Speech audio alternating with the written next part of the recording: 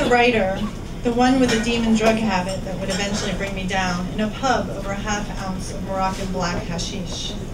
I was immediately drawn to him, the way he sat quietly in the corner, bobbing his brown Chelsea boot, a glass of brandy on the table before him, the Guardian open on his lap. The tails of a long scarf spilled into the open neck of his Liberty Paisley shirt, just like my father used to wear. He was 20 years older, owned his own place, and received a small weekly stipend from his wealthy father. I'd grown weary of the squatting life, and such stability seemed enticing. 6 months later, I moved in. He was the only man to tell me, "No one will love you as much as I do." And I thought this was something to hold on to, clinging to the idea that he'd take care of me as my father never had. I liked our life. The long evenings at home, smoking hash and drinking snake bites of potent beer and cider concoction. There was a certain domesticity to it. Each night I'd return home from my new job as a secretary and he'd tell me about his latest idea for his book. Brian Eno played in the background, the TV flickered on mute, he rolled the joint, I mixed the booze. The first hit of hash filled my chest with a warm buzzing sensation that drifted up to my brain and down between my legs. Everything became funny and easy, and I'd feel uninhibited and vaguely sexy. We'd crawl on top of each other, enjoying the slow, sweet hum of the first hit, rubbing through our clothes on the shag rug while time stood still. A more secure woman might have stopped after the first few hits. I never did. I wanted to keep up, to be his best girl. Another joint came round, and I sucked it down, and once we were good and high, the clothes came off, and I let him take charge. He was thin and pale, slighter than me, but he liked to grab my wrists and hold me down as if he was conquering me. I played along like a good little submissive, convinced that this was the way to keep his love alive. By then, I'd be so high nothing mattered anyway, my head floating off my body. As my boyfriend moved on top of me, I felt as if I was hanging from the ceiling looking down, watching some other girl. Over time, our evening ritual evolved into downers and booze. Sex on pills, when we bothered to have it, was sleepy and languid, our skinny bodies going slack, barely making contact, like we were cocooned in a pair of mittens. Then he introduced me to his longtime love, heroin, and still, I tried to keep up. Sex on smack wasn't so much sexual as surreal, like falling into a giant powder puff.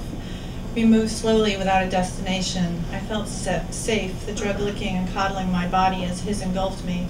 Sometimes his eyes closed and he disappeared, a little smile on his face telling me he was somewhere sweet. Sometimes I sank into a warm underwater sleep, eventually bobbing up above the surface to find our limbs intertwined but our bodies barely moving. Time drifted. We'd be in bed in the afternoon and wake up in the middle of the night as the first shivers of sickness rolled in. As my habit took hold, sex ebbed away, paling next to the satisfaction of dope.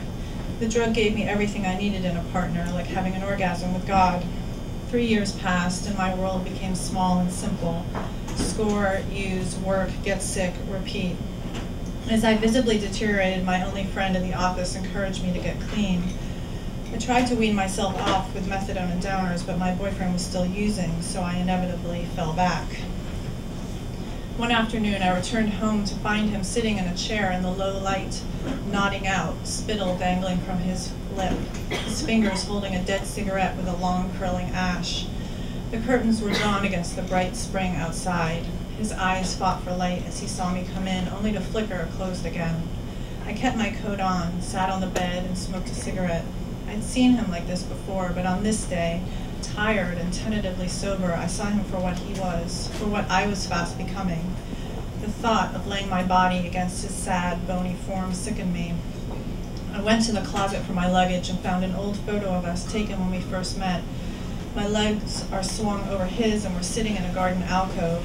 I remember how we'd made our way from the pub, weaving a bit but animated by pints of Guinness, hands sliding into the back of each other's pants.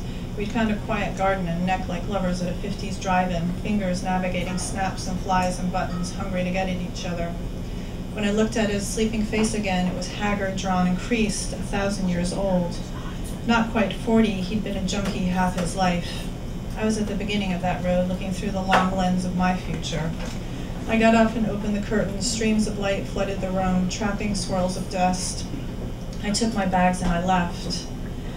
Eventually, I made it back to New York, and with my mother's help, I went to college at 25. I struggled to stay clean, swearing off the hard stuff, but I made up for it with booze, pot, and pills. Nights I trawled the downtown clubs, driven by a palpable desperation, believing that every man I brought home would wake up and be my boyfriend, my savior, not understanding why they never called. At 30, I finally got sober for good after my mother discovered I was using. Our confrontation was angry and tearful, and for the first time, though I couldn't quite grasp how much I was hurting myself, I could see what I was doing to her. So I got clean and took a vow of celibacy for a year until I met Michael. When Michael and I made love, I could not meet his gaze, preferring to stalk the sweetness in my body by myself, my eyes closed, rushing after my orgasms as if they were rare butterflies to be netted and contained, body clamped down, grinding Michael into me to squeak out an itchy little orgasm. At least I was feeling something, I reminded myself, more than in the old days. One evening, he cradled me naked in his lap and asked me how he should touch me. I held onto his neck and guided his hand tentatively, frustrated and embarrassed that I was a grown woman with no sense of what she liked. Though I was playful and provocative, teasing with my ass, eager to please, I was guarded when it came to my own pleasure. He moved slowly, waiting for my cues, for my permission. I could feel him tracking my darting eyes, but I couldn't stand to be watched. So I sealed my lids, trying to give myself over to the possibility of surrender, my body's tightness defying his touch. Finally, I opened my eyes and I fought the impulse to look away. Michael had always said I looked like a deer in the headlights, eyes wide and unfocused.